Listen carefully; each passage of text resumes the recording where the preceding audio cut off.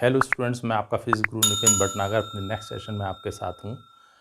आज हम बहुत ही एक इम्पॉर्टेंट यूनिट को स्टार्ट करेंगे, ऑप्टिक्स, इट मीन्स प्रकाशिकी।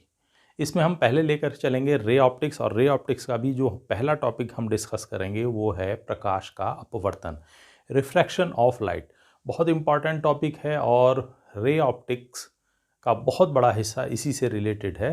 तो आइए स्टूडेंट स्टार्ट करते हैं आज का अपना टॉपिक, प्रकाश का अपवर्तन, it means refraction of light. सबसे पहले हम देखेंगे प्रकाश का अपवर्तन होता क्यों है, किस कारण से होता है, क्या इसके नियम हैं, कौन कौन सी नॉर्मली हमारे चारों ओर होने वाली घटनाएं हैं जो इसके ऊपर आधारित हैं। तो स्टार्ट करते हैं अपना प्रकाश का अपवर्तन। यहाँ हमने दो पारदर्शी माध्यम लिए हैं, एक सघन एक विरल। यानी ये भी पारदर्शी माध्यम है, ये भी पारदर्शी माध्यम है। जब प्रकाश किरण किसी एक पारदर्शी माध्यम से दूसरे पारदर्शी माध्यम में प्रवेश करती है तो वो अपने मार्ग से कुछ विचलित हो जाती है। आप देख रहे होंगे यहाँ प्रकाश किरण, जो आपतित प्रकाश किरण दिखाई गई है, उसको सीधे इस तरह जाना चाहिए था, लेकिन वो उस तरह से न जा करके अविलंब से, ये कहलाता है अविलंब, तो यहाँ से दूर हट करके गुजरती है और ये घटना कहलाती है प्रकाश का अपवर्तन। तो जब प्रकाश किरण किसी एक पारदर्शी माध्यम से दूसरे पारदर्शी माध्यम में प्रवेश करती है तो वह अपने मार्ग से कुछ विचलित हो जाती है और यह घटना कहलाती है प्रकाश का अपवर्तन, and this is called refraction of light. तो सिंपली एक पारदर्शी माध्यम से दूसरे पारदर्शी माध्यम में प्रकाश किरण के जाने पर अपने मार्ग से विचलन की जो घटना है वो कहलाती है प्रकाश का अपवर्तन। अब दो कंडीशंस हो सकती हैं, जैसे कि पहले डायग्राम में दिखाया है, प्रकाश किरण सघन से विरल में आ रही है। तो जब प्रकाश किरण किसी सघन माध्यम से विरल माध्यम में प्रवेश करती है तो अविलंब से दूर हटकर गुजरती है। डायग्राम में आपको दिखाई दे रहा होगा जो किरण आ रही है, इसको हम कहते हैं आपतित किरण, इंसिडेंट रे। अपवर्तन के पश्चात जो किरण ये जा रही है वह आगे, ये कहलाती है अपवर्तित किरण, इट मीन्स रिफ्रैक्टेड रे। जिस बिंदु पर ये दोनों माध्यमों का ये है अंतरापृष्ठ, जो दोनों पारदर्शी माध्यमों को सेपरेट कर रहा है वो कहलाता है अंतरापृष्ठ, और जिसके बिंदु पर जहाँ ये टकराती है आपतित किरण, ये कहलाता है वो बिंदु जो दिखाया गया है आपतन बिंदु, पॉइंट ऑफ इंसिडेंस। ठीक है, आपतन बिंदु पर ही हमने एक लंब डाला है तो ये कहलाता है अभिलंब। आपतन बिंदु पर अभिलंब और आपतित किरण के बीच में बनने वाला जो कोण आई है, जिसको आई से दिखाया गया है, ये कहलाता है आपतन कोण। ये टर्म बीच बीच में बार बार इस्तेमाल होंगे, तो ये कहलाता है आपतन कोण। अभिलंब और अपवर्तित किरण के बीच में बनने वाला कोण, जिसको आर से प्रदर्शित किया गया है, ये कहलाता है अपवर्तन कोण। Angle of incidence and angle of refraction. और जब प्रकाश किरण सघन से विरल में जाती है तो वो अभिलंब से दूर हटकर गुजरती है, और इसी तरीके से दिखाया, जब विरल से सघन में जाती है तो अभिलंब की ओर झुक करके गुजरती है। ठीक है, तो जब प्रकाश किरण किसी सघन माध्यम से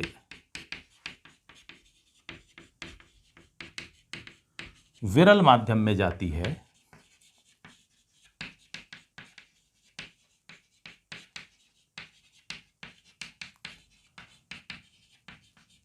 तो वह अभिलंब से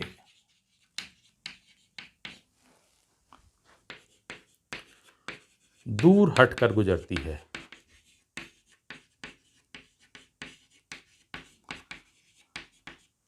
ठीक है, इसका मतलब है यहां पर एंगल आर ग्रेटर देन होगा एंगल आई।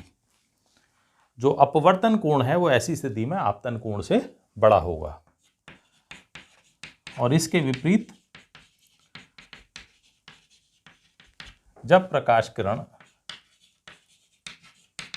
किसी विरल माध्यम से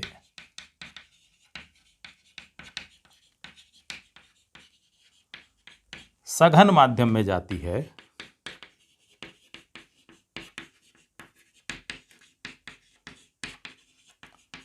तो वह अभिलंब की ओर झुककर गुजरती है। तो वह अभिलंब की ओर झुककर गुजरती है।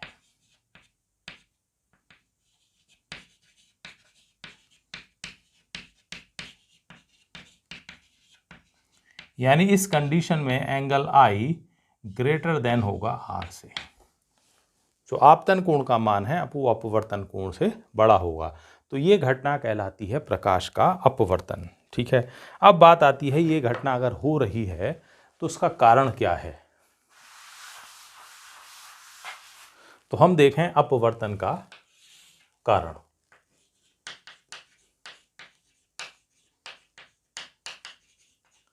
अगर प्रकाश किरण अपने मार्ग से विचलित हो रही है तो कारण क्या है।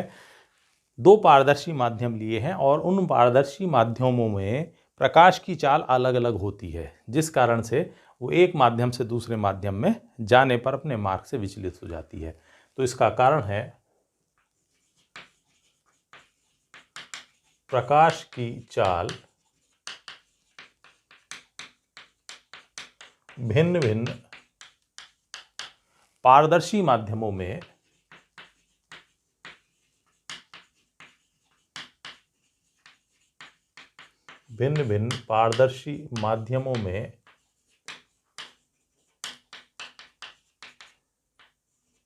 अलग अलग होने के कारण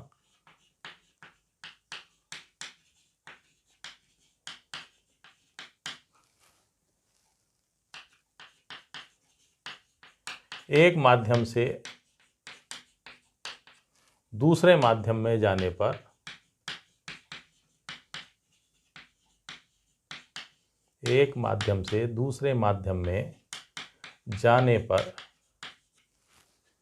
प्रकाश किरण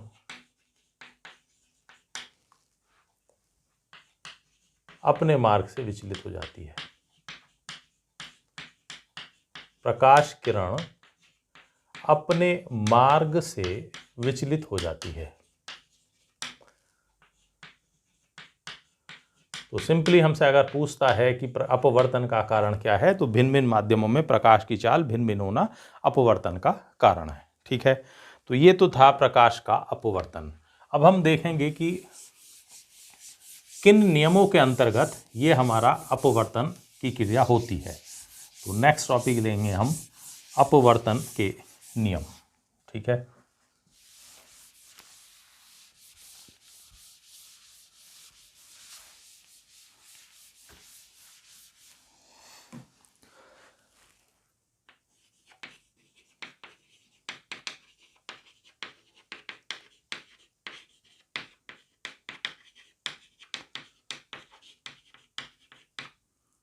प्रकाश के अपवर्तन के नियम।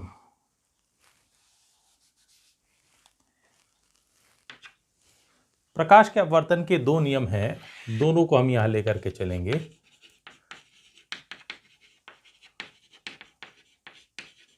तो प्रकाश के अपवर्तन के निम्न दो नियम हैं।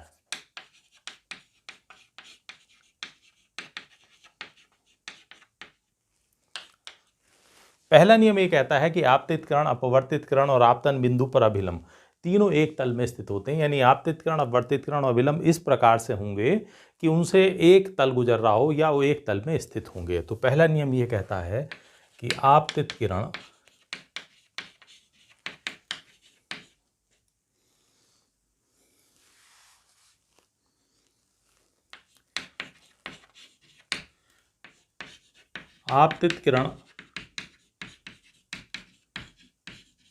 अपवर्तित किरण तथा आपतन बिंदु पर अभिलंब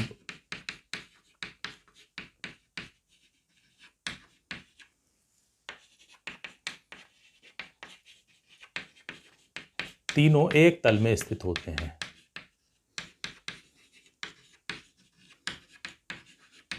तीनों एक तल में स्थित होते हैं। यह है हमारा फर्स्ट लॉ। दूसरा यह कहता है कि किन्हीं दो माध्यमों के लिए आपतन कोण की जिया और अपवर्तन कोण की जिया का अनुपात नियत रहता है। तो दूसरा नियम कहता है किन्हीं दो माध्यमों के लिए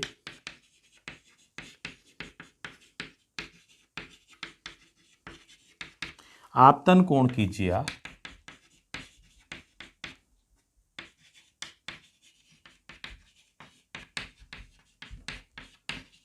इट मीन्स साइन। आपतन कोण की ज्या तथा अपवर्तन कोण की ज्या का अनुपात नियत रहता है।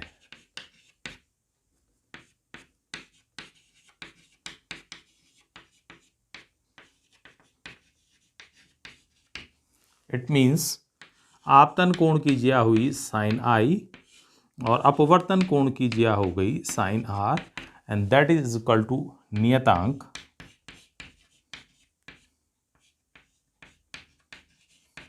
और इसको हम कहते हैं 1 and 2, जहां 1 and 2 दूसरे माध्यम का, जो ये बाद वाला माध्यम है इसको दूसरा नियत माध्यम कह सकते हैं और ये पहला माध्यम कहलाया जा सकता है। तो जहां 1 and 2 दूसरे माध्यम का पहले माध्यम के सापेक्ष अपवर्तनांक है।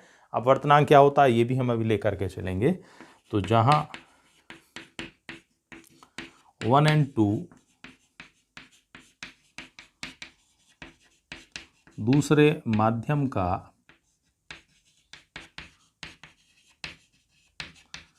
पहले माध्यम के सापेक्ष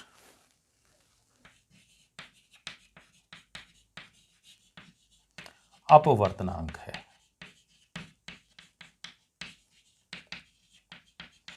ठीक है। और जो ये हमने लिया है पूरा सेकंड नियम, और इस नियम को हम स्नेल का नियम भी कहते हैं। तो यह नियम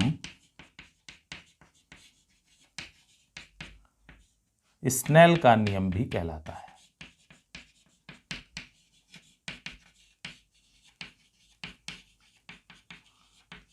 तो these are two laws of refraction. ये दो नियम हैं। पहला नियम आपतित किरण, अपवर्तित किरण और आपतन बिंदु पर अभिलंब तीनों एक तल में स्थित होते हैं। सेकंड, किन्हीं दो माध्यमों के लिए आपतन कोण की ज्या इट मीन्स साइन आई, अपवर्तन कोण की ज्या यानी साइन आर, इन दोनों का अनुपात नियत रहता है, नियतांक रहता है, और ये नियतांक कहलाता है दूसरे माध्यम का पहले माध्यम के सापेक्ष अपवर्तनांक। तो ये था हमारा प्रकाश का अपवर्तन, किन किन घटनाओं के ऊपर आधारित है, और ये सारी चीज़ें हमने देखी। अब